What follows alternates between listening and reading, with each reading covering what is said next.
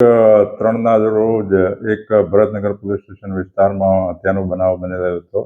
જેમાં જે આરોપી છે વિપુલ બારૈયા તેની ભાભી ટેલરિંગનું કામ કરે છે, જેથી જે આ મરણ જનાર હતા સુરેશભાઈ એ તેની ભાભી જોડે ટેલરિંગનું કામ કરાવતા હતા, જેથી હિસાબ કિતાબના જે નાણાં હતા તે લેવા માટે આરોપીને તેની ભાભીએ આ મરણ જનાર સુરેશભાઈ પાસે મોકલેલા હતા.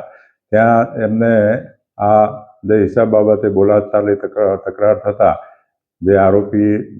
છે વિપુલભાઈએ તેમની પાસેની છરી મરણ જનારને પીઠના ભાગે તેમજ શરીરમાં ડાબા પડખે મારી દીધા, જેથી તેનું મરણ ગયેલ હતા. અને આ આરોપી વિપુલભાઈ બારૈયાની છે તો 5 તારીખના રોજ પોલીસે ગણતરીના કલાકોમાં જ ધરપકડ કરેલી છે અને આરોપીને દિનતરના પોલીસ રિમાન્ડ મેળવવામાં આવેલા હતા અને તે દરમિયાન આરોપીની ઓળખ પરેડ પણ કરાવવામાં આવેલ છે અને આરોપીનું જે રિકન્સ્ટ્રક્શન પંચનામું પણ કરવામાં આવેલ છે અને આરોપીએ જે ગુનામાં વાપરેલ